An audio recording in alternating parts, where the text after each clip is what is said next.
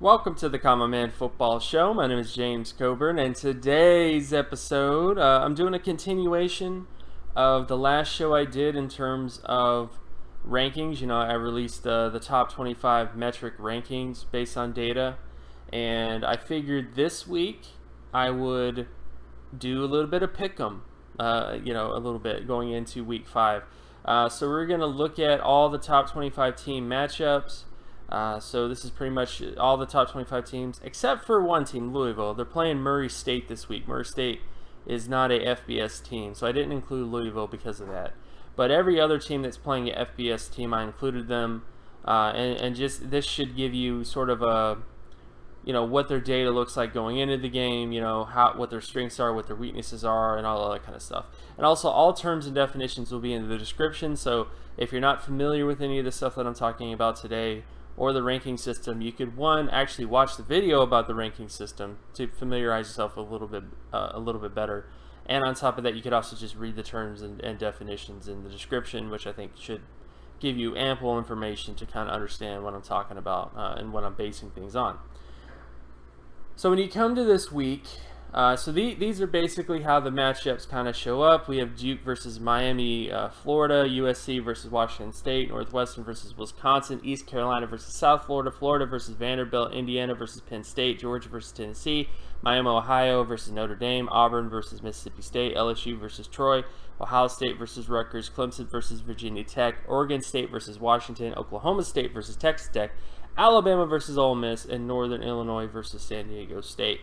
So this is how all of those teams match up when it comes to their data. So this is talking about what their record is going into the game, how many points they've scored up to this point compared to all the teams in college football this year, what the completion percentage is like compared to the rest of the college football as well, if the offense has a high fumble rate compared to the rest of college football, the interception percentage, all that kind of stuff. And these charts should give you an idea of, basically of what I'm talking about. So this is team offenses, and then this is team defenses. So typically speaking, the average score in terms of points that an offense scores for a high percentile winning team is typically about this.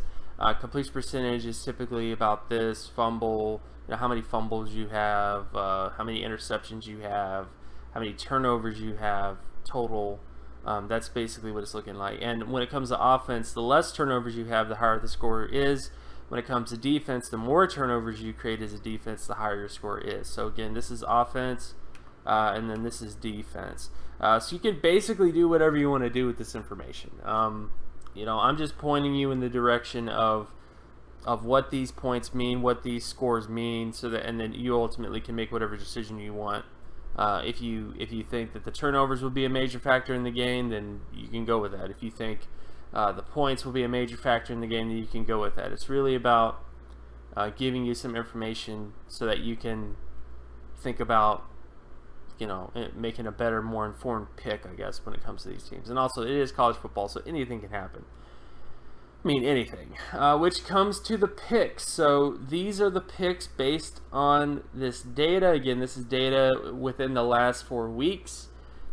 So, and also some of these teams haven't played all 4 weeks. Teams like Miami, they had the hurricane. So, there's a lot of different teams in here that had sort of things preventing them from completing the rest of the data point.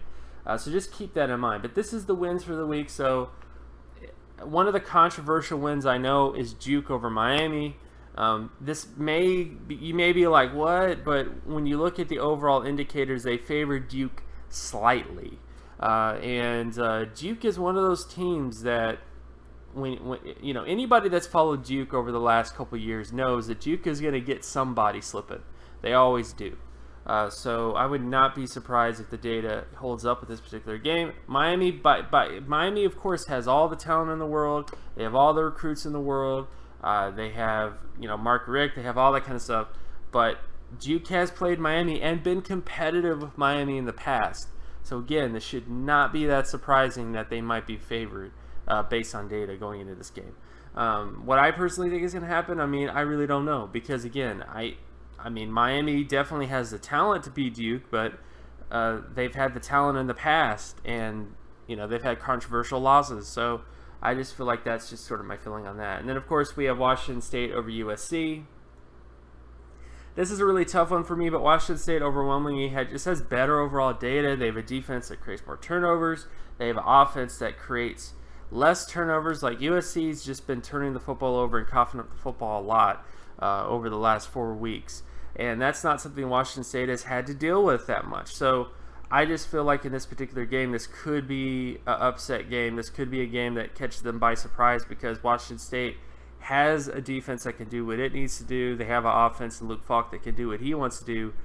So ultimately, the data favors, Washington State. I do kind of feel with that. Next up, we have Wisconsin versus Northwestern. I do feel like Wisconsin definitely is going to win this game. Northwestern is a great story, but realistically, they have not been playing that well. They haven't been playing like a team that's going to sneak up and get somebody, this year. So that's why I picked Wisconsin this matchup. South Florida versus East Carolina. East Carolina has been playing very badly this year. The offense and defense have not been really doing what they need to do, and you can of course see all the data there on them. But South Florida just overwhelmingly is favored here. Pretty much everything is kind of clicking for them, and this should be a really easy matchup for them to win because of how poorly East Carolina's played over the last couple weeks. Vanderbilt over Florida. I really don't feel good about this. I never feel good about anybody going up against Florida. I mean, the data favored Kentucky last week, and they lost by a point. The data favored Tennessee, and they lost by that crazy game. So maybe Florida just has this special sauce, I guess, to kind of beat the odds. But I do feel like Vanderbilt, based on how they played over the last couple weeks, and also based on how Florida played in the last couple weeks, eventually your luck runs out. So the data thinks that the luck is going to run out for Florida. Me personally, I really don't know how this game is going to end up because of that. But again, the data favors Vanderbilt in this matchup. And then, of course, we have Penn State versus Indiana. Penn State overwhelmingly is favored in this matchup. They had a tough game against Iowa and won. I think this continues against Indiana. Indiana definitely has talent, but I just think Penn State is overwhelmingly good. On top of Saquon Barkley just being amazing as a player as well. I think that's going to kind of continue for them as well. And then when we get to Georgia, Tennessee, Georgia's favored in this game. They've been getting stronger and stronger and stronger as the weeks have gone on, coming off the Mississippi State win. I think that continues against Tennessee. Notre Dame versus Miami, Ohio. Miami, Ohio has just not been playing that well to be considered an upset or a guy that's going to sneak up on Notre Dame. So Notre Dame definitely has sort of the win in this one because of that fact. Mississippi State over Auburn. Auburn's just not been playing well. Offensively, just hasn't really been getting it done. Jarrett Stidham is not who people hyped him up to be. And I just think that Mississippi State, even though they're coming off of a tough loss to Georgia, I think they'll come in this game and they'll do pretty much what they did to LSU before and just have a pretty, not an easy win, but definitely they'll be competitive and win this game pretty handily. LSU versus Troy. Obviously, LSU is favored in this matchup. Troy, just based on all the sort of indicators and data, just doesn't really look that great. Even for their level, this isn't even a strength of schedule favoring LSU. Sort of thing. It's just Troy hasn't been playing well, even for the competition they've been playing.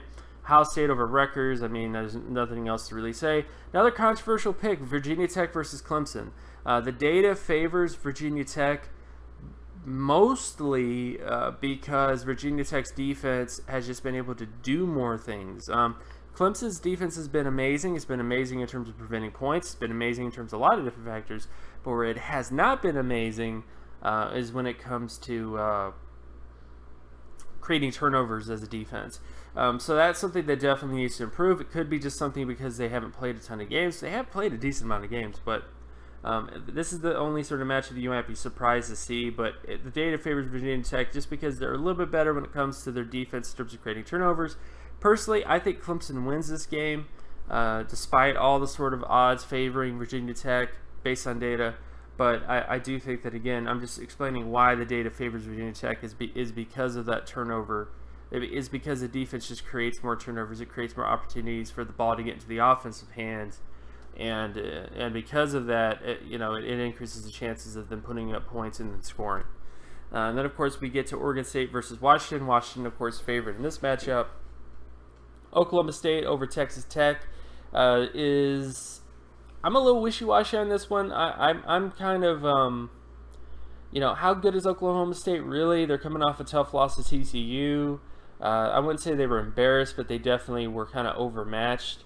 And this is a game against Texas Tech where I really don't know what Texas Tech is. Going into the game last week, I actually picked Texas Tech over Houston on a different show. I still don't really know what Texas Tech is. So this is going to be a big test to see who Texas Tech is and who Oklahoma State really is. The data pretty much favors Oklahoma State, but I do think it's a little bit closer than what the data would suggest. Alabama versus Ole Miss is, Alabama over Ole Miss is any given. I think it'll be a fun game. I think there's a chance that Ole Miss, as always, could match up really well in this type of game, as they usually do, and give them some trouble. But I do think that Alabama still wins this game because they've overwhelmingly been playing like the best team in college football over the last 4 weeks. And then finally, San Diego State over Northern Illinois. The data pretty much favors San Diego State. They just have been playing really well overall as offense and defense, and they're playing Northern Illinois that has not played that well. So this is the picks for this week. And of course, my name is James Coburn. You can find my work at draftcoburn.wordpress.com. You can also follow me on Twitter at Geometrics. And if you like this content and you want more content like this, be sure to leave a like and subscribe. Share this video as well with anybody that you know, and I'll talk to you guys in the next video. Peace.